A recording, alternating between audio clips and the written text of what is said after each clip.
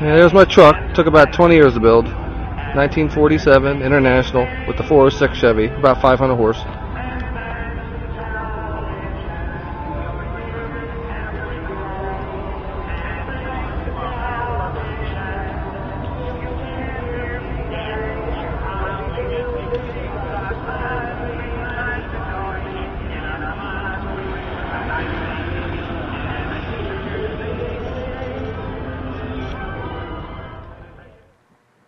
Okay, we made it down to the Street Rod Nationals in York, Pennsylvania, Friday and Saturday, and it's hot as hell out there.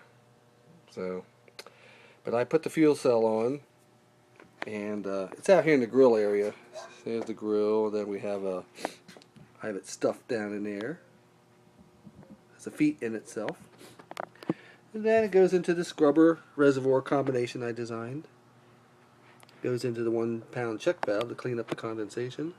And one thing you're not going to do is use this PVC line in a hot engine. It just gets too soft. I'll find something else. And then I have a that's the flash arrestor there. And it goes up into the back through the air cleaner into the carburetor. And I'm going to take this apart later because that's right inside the Venturis and they're aluminum. So we'll see if it doing anything to the aluminum in the Venturi area. I'll check that out. Hope not. Then what I did is, here it is, the sticker. I was like 3,331 vehicles so far. That was Friday I registered.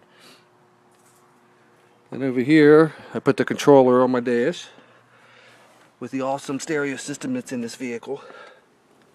Powered by Phoenix Gold. 3 amplifiers. Sounds pretty good. There's the controller on the dash right under the stereo. It's not on right now.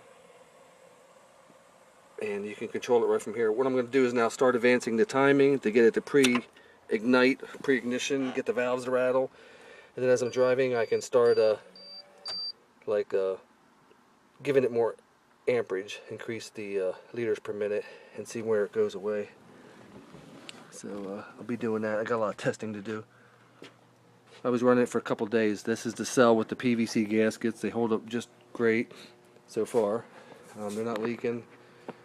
So so far so good. So everybody have a great day and stay out of the heat. Talk to you later. Bye. You know, a 1951 Chevrolet truck would never have anticipated 2010 into 2011 being so exciting. Here we are with Fireball Tim Lawrence. And Fireball Tim Lawrence, you're involved with creating entertainment and custom vehicles. What do you do? I design cars for movies primarily, but we built this custom vehicle for Auto Trader Classics, and Derek was one of the sponsors involved, and he created a fantastic product to enhance what we call a 21st century classic. Okay, that's it. 21st Century Classic is the beginning of this story. What we stopped to do with the Auto Channel here as we walk by this particular display is to wonder, what is this thing that we don't recognize? You know, for example, you look under the hood, you see a beautiful V8 engine, modified, hot rod, custom stuff that Fireball did with all his magic in cars and trucks. But then I talked to the mad scientist for a few minutes, which is Dr. Derek Zupancic. Correct. Am I right? Yes. And I kidded him about being a mad scientist because he's really a genuine, great guy with a great patent pending on a technology that introduces hydrogen into the combustion chamber in an incoming air charge to increase combustion efficiency and reduce emissions at the same time. What everybody wants. So the question is, why aren't we all beating a path to his door today or tomorrow, which you can do if you want to learn more about this right now. We'll talk to him about the device we're looking at because we recognize the V8 engine, but this thing glowing in the back firewall is the question we have. What is this technology that Fireball believed in? Yes? Absolutely. Absolutely. Okay, he's sold on it, and we'll learn more about the background a bit maybe at the end of this segment. But I want to step over, if we can, with Dr. Zupancic and learn, Dr. Zupancic, here we've got a hot rod V8 engine, and then we've got some experimental hydrogen technology on the firewall. What's going on here? Basically, we're taking oxygen and hydrogen from water. Yeah. We're putting it into the air cleaner Okay. to cause complete combustion of the fuel so that you don't get that toxic exhaust smell coming out the back. So you can drive fast and you can drive green. Now, everybody wants to do that. Let's just say, for example, what does it take to have somebody convinced they have to add this to their vehicle? What's the cost? The cost average car is around $1,400. There's an IRS tax credit available Of how for much? $1,000 to $2,000. So you're going to spend $1,400, you'll get a $2,000 check? No, that's if you're a business. Okay. A person individual that pays taxes couldn't qualify up to $1,000. So it could cost as little as $400 to install this.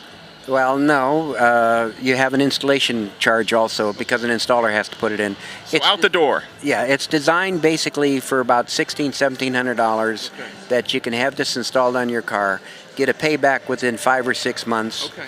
and improve your efficiency, more power, and better fuel economy, along with cleaner emissions. Now, how does hydrogen getting introduced into the air cleaner induction charge work into the combustion process to reduce? Is it reducing temperature? Is it increasing volatility? What's happening? Well, Or increasing temperature? What's happening? Actually, hydrogen goes in as a catalyst to cause complete combustion at very high temperature. By incinerating all the fuel inside the engine, you don't get any residue coming out the exhaust. So introducing hydrogen into the intake charge helps increase the complete combustion. Correct. It helps to fracture the fuel molecule. And also, a normal car, at best, is only burning 30% of its fuel. This way here, we burn most of the fuel inside the engine before it leaves. Thereby, it cleans all the exhaust out, cleans the cat converters out, it cleans the muffler tailpipe. And, It sounds like a miracle cure. well, actually, it sometimes looks like that. Okay, this unit's called what? This is an HH2 hydrogen water fuel cell. And its purpose is to split hydrogen from the water? Right, but very economically, only using battery power. So it's pumping hydrogen into the intake via what? The plumbing here? It pumps, the hydrogen comes out and goes into what we call the bubbler, Yep. which is a water filter. Right. And we filter that, put a little moisture with it, so as it goes into the vehicle. And by the way, this is a carbureted vehicle. Right. It was a challenge to create it for a carbureted vehicle rather than a fuel-injected vehicle. Is it ideal for fuel injection or carburation or both? Works on everything. If this is so great, why don't the manufacturers themselves do it? Well, we're talking to everybody at the present time. We just came back from SEMA, and SEMA, we had a great show there. We're here at the LA Auto Show. This is our 3rd year, and most of the time we've been showing it as an informational product, and now we're ready to go into mass production, and we're working with the colleges to train installers. We require professional installation, very important, Yep. because we do not want it to run when the engine's not running. Okay. Can you describe, I heard you say you don't want it to run when the engine's not running, so you got to be sure people know how to wire it properly, get the solenoids operating right. That's correct, Okay. because the wrong switch or the wrong wire can fry a computer. You know, that goes for all auto technicians being trained right. I'll take that, you know? That's Okay. correct. All right, so we've got also Fireball. Fireball, this is a hot rod truck with a pretty hot motor in it. I can tell that you've got a lot of pride in what you've done, and it's done beautifully. But you had to be willing to make to take a risk to some extent to decide to buy into this technology. How did you discover this? Well, you know, the risk is really that what this car represents in the automotive culture, and the 4-letter word is cool. You know, and what is difficult to convince custom guys, you know, guys that are building cars out of their hot rod shops, is to try to incorporate some type of green technology into what it is that they're doing. Right. And that factor is difficult to convince them. So what we decided to do was to create a vehicle that we knew that was custom, we knew it was cool, but then to start to introduce some green technologies that the only way that they would accept that is if it was done with a cool factor. Integrated the way you've done it right here. Absolutely, and that's where Derek was really instrumental in creating something that was custom, that worked well with this truck, based on the fact that he has a fantastic product that we know works, that is on a lot of different vehicles, and is creating a lot of these huge vehicles to be zero emissions. Which is what we're all about into the 21st century and for sustainability.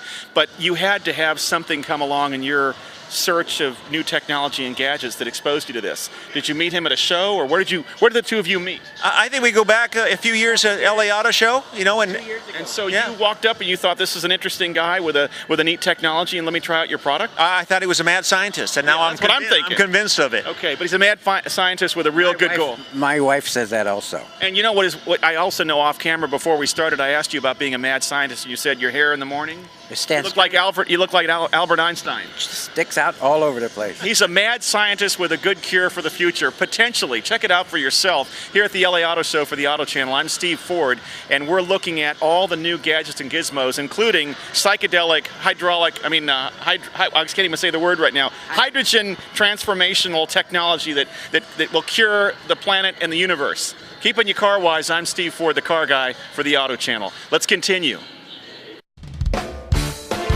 Thanks for watching the Auto Channel. For more great coverage of all major motor events, visit theautochannel.com, the internet's most complete and comprehensive automotive resource.